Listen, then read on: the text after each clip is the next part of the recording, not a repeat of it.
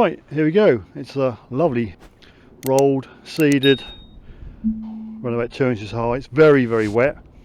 There's some extreme metal detecting guy over there, and there's another one, well, over the brow. Expect another 2 or 3 to turn up in a while, but let's crack on. We've got the ACE Apex with the humongous NEL Tornado on the end, and all I'm going to do is fire the old girl up, let her settle. I'm going to be running on 0, 1 from the top sensitivity. I'm going to go 15 kilohertz, and we're just going to see how it goes. So thanks for coming with me, and let's crack on.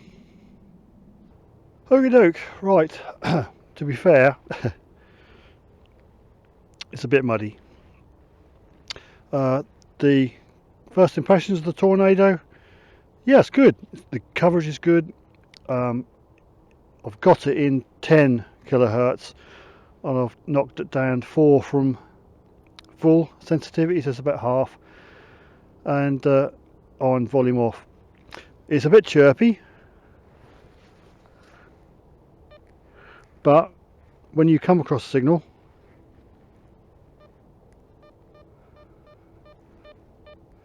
like that,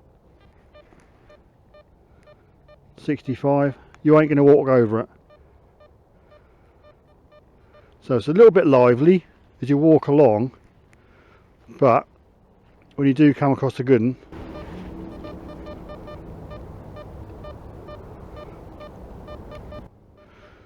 you won't walk over it. I'm going to dig this, and well, fingers crossed for the first signal of the day. Nothing spectacular. About 2 or 3 inches down. I don't know if you can see it. It's a nice little bag seal.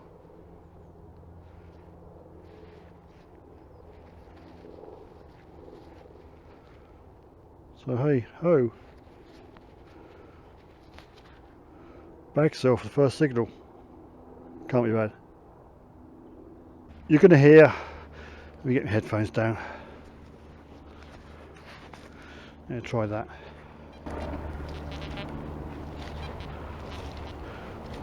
Right, it's chirpy, that's all I'm going to say.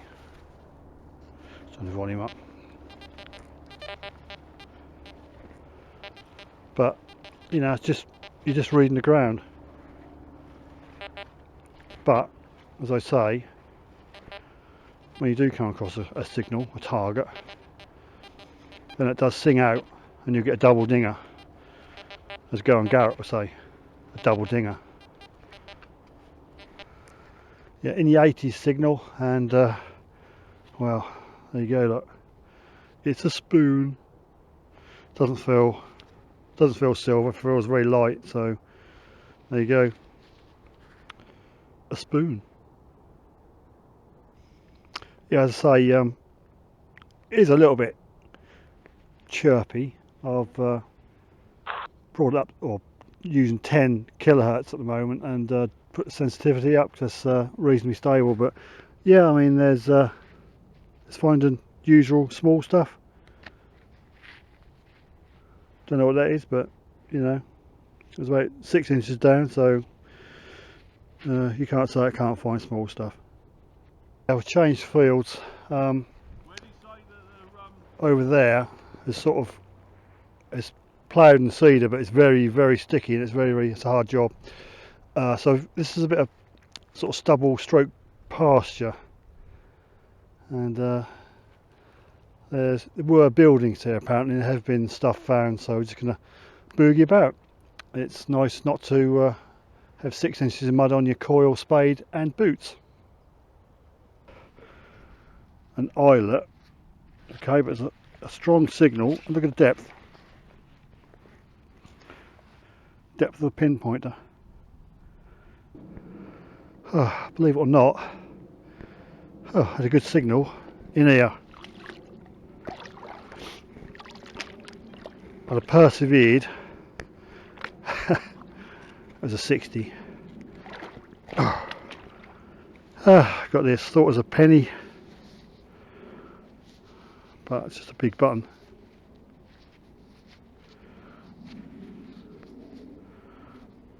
I think it's still got the shank on and everything. So there you go, you've got to persevere. Could have been a gold coin, you never know. But on this occasion, just a put on.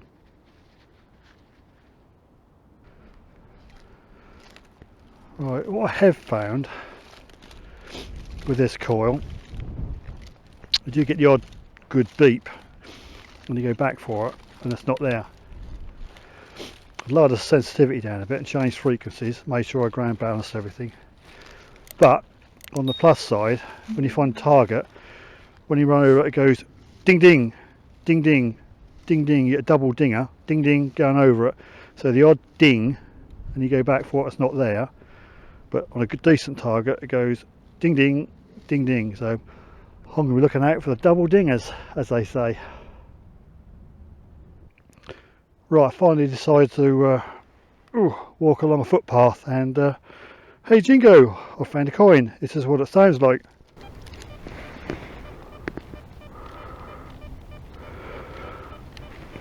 '76, '77, nice tone. Unfortunately, I reckon it's a half penny, but it's a bit of a coin of nothingness. Faintly see ahead, but hey, first coin, about time. Woohoo! On the way back now, going to go through this little bit of sort of, I don't know, a bit of a break for bird cover. Just a tiny piece of button.